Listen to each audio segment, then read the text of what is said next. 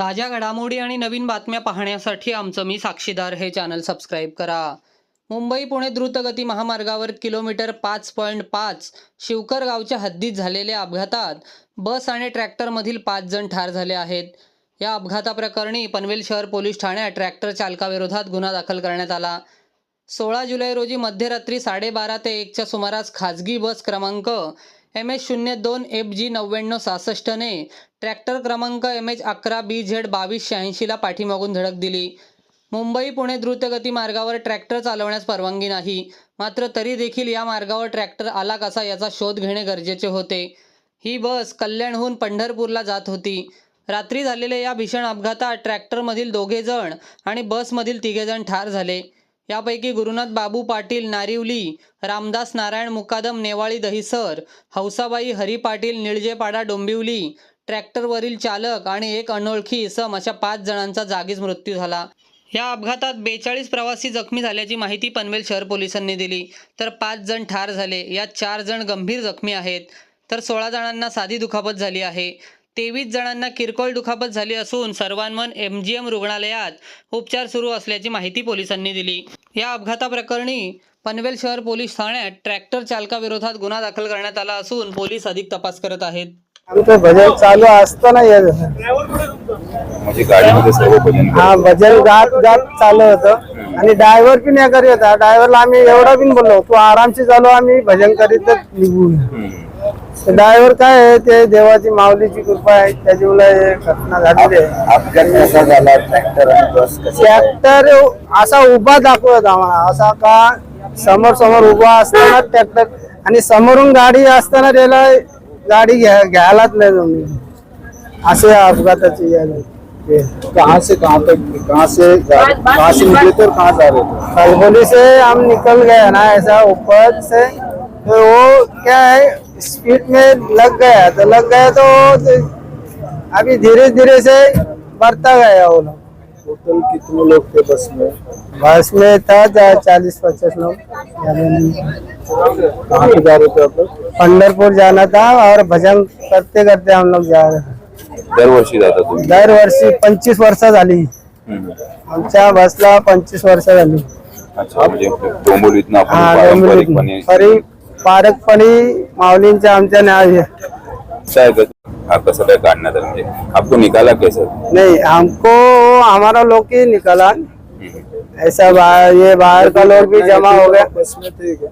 बस में था, अंदर ही था। कैसे ज्यादा रफ्तार में थी बस या कैसे? नहीं, बस गिरी तो वो भी आराम से गिरी ऐसी, वो जोर से नहीं धक्का ये।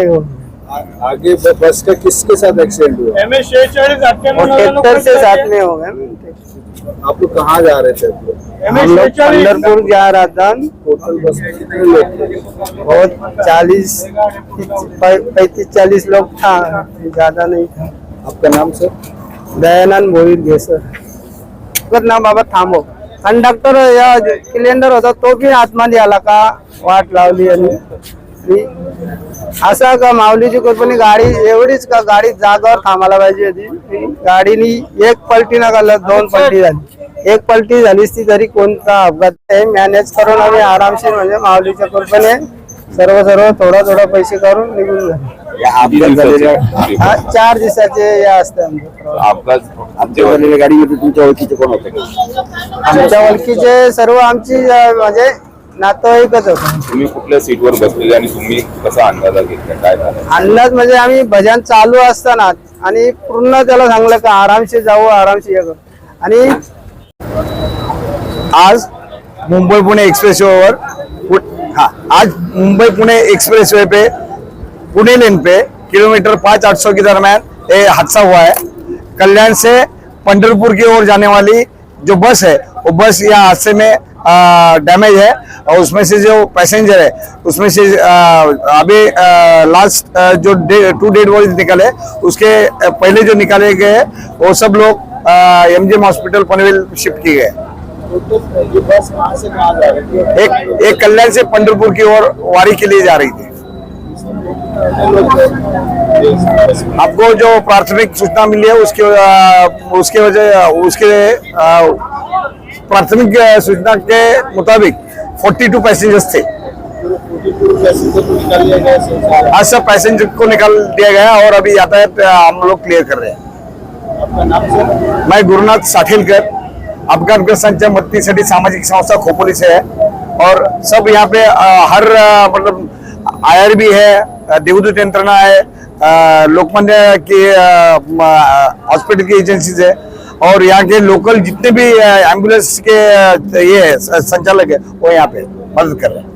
वो मैं मेरे ऊपर 3-4 जन ऊपर था ना, वो दूसरे को बोला, आवाज दे के मैं नीचे से बोला उसको निकालो, तभी ये मैं निकलेगा।